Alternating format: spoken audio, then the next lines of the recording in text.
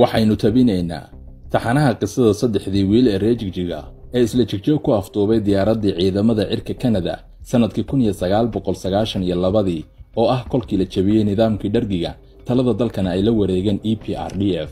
qisadan waxaa ku gadaaman taariikho qiimo leh iyo sheekooyin xiiso leh.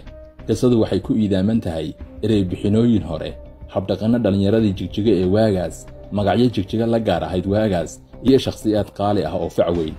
wiilasha ay qisadu ku socoto waagaas waxay ahaayeen kuray xoogle kacaan ah oo ku jiray waxbarashada. sida ay qisadu maraysana waxay dhiganayeen barayfadada luqadda Ingiriiska oo waagaas fogba Jigjiga ka jiray. qisadu waa qalinkii iyo xasuustii Guuleed Maxamuud Casoowe oo isagu ka mid ah saddexda wiil ee qisadu ku socoto. aniguna waa Axmed Cabdi Cumar Axmed Awga, tabiyaha qisada. waxaanan idiin soo tabinayaa taxanaha qisadan oo isdaba joog ah ee la socod wanaagsan. ku soo dhawow qaybta koobaad ee qisada oo sharaxaad iyo fahan guud ka siinaysa nuxurka qisada ku xidhiidho. Guuleed Maxamuud Casoowe waxa uu yidhi sanadku waa horaantii 1992 dhargigii wuu dhacay oo hilfaha waxa uu qaaday EPRDF oo ay garwadeen ka ahaayeen EPLF oo ahayd jabhad Eritreana. xaaladda magaalada Jigjiga waxay ahayd mid xiisad ka aloosan tahay.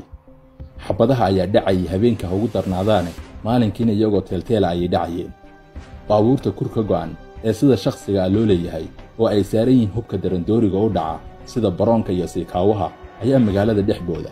waxaanan ka xasuustaa baabuur baroon ah oo uu wadan jiray Maxamed Aw Cali Kaahin oo qori weyn saaran yahay. kolkaanu baabuur ka aragno ayaanu annagoo u sacabatumayna garab ordi jirnay. haweenkuna mashxarad ayay ku alalaasi jireen. xaaladda Jigjiga ee kacsanna waxaa sabab u ahaa jabhadda xukunka qabsatay EPRDF oo maamulka magaalada ku wareejisay isku dhaf labada jabhadood ee OLF iyo OPTO. dhammaan qabalayada iyo xaafadaha magaalada Jigjiga waxaa xukumi jiray qolada isku dhafka ah. dhalinyarada Soomaalida waxaa isugu hurubayay dhalinyaradii cadceed la odhan jiray oo Allah u naxariistay badankoodu dhintay. waxaana xilliga ay haysteen 25 qori oo uu keenay mas'uul ka mid ah ururka ONLF oo la odhan jiray Siyaad Bakri.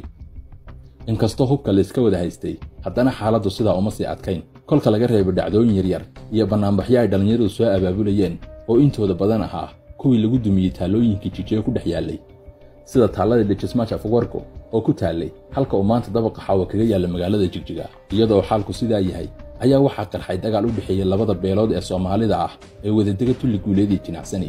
waxaana uu sababay dagaalkaasi qaxooti badan oo ka soo barakaca iyo shacab badan oo maati ah oo ay macluul soo food saartay.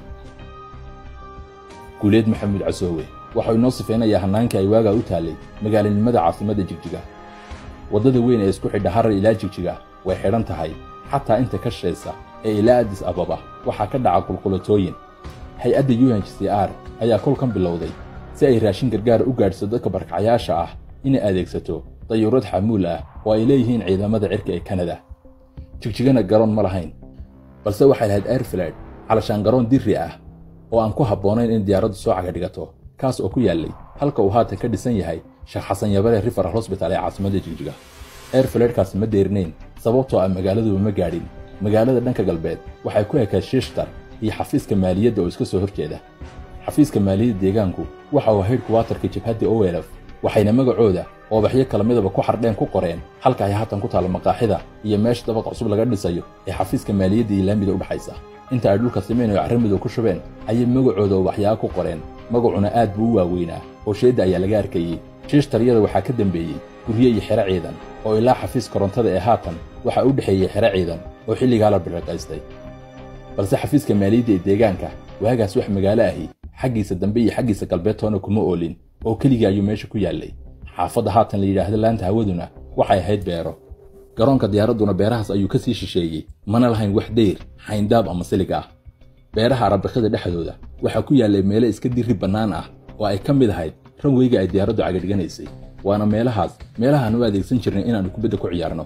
diyaaradda xamuulka ee wadda raashin gargaarkaahi waxay toddobaadkii iman jirtay 3 goor oo dhammaantoodba gelinka dambe ah. ma jirin xafiis goobta ku yaallay oo laga hago ama laga maamulo diyaaradda. balse saacad ka hor inta ayna diyaaraddu soo degin ayaa waxaa meesha iman jiray gaadhi UNHCR leedahay iyo hal ama 2 ina tare oo ay u soo kireystaan si ay shixnada ugu qaadaan iyo ilaa 20 meeyo xamaaliin ah oo ay soo kaxaysan jireen. gaadhiga UNHCR-ta ah waxaa la socon jiray hal qof oo kaliya kaas oo dhulka taagi jiray bir taka ama sabarad ah oo dusha uu kaga xidhan yahay kiish afka u weyn dabadana daloolo oo dhuuban. kolkaas ayuu raadiyaha ku hagi jiray diyaaradda oo uu sheegi jiray dhanka ay hawadu u socoto si ay diyaaraddu ugu degto cagsiga dabaysha. diyaaraddu kolka ay airfielka cagta soo saarto maadaama uuna jirin qof dhulka jooga oo haga, tikniishiyanka diyaaradda saaran ayaa inta uu qaarka hore kala soo baxo saqafka diyaaradda dhagahana gashada headphone-ka iyo mikrofoonka ayuu duuliyaha u sheegi jiray dhanka uu diyaaradda u qabanayo ama uu u weecinayo.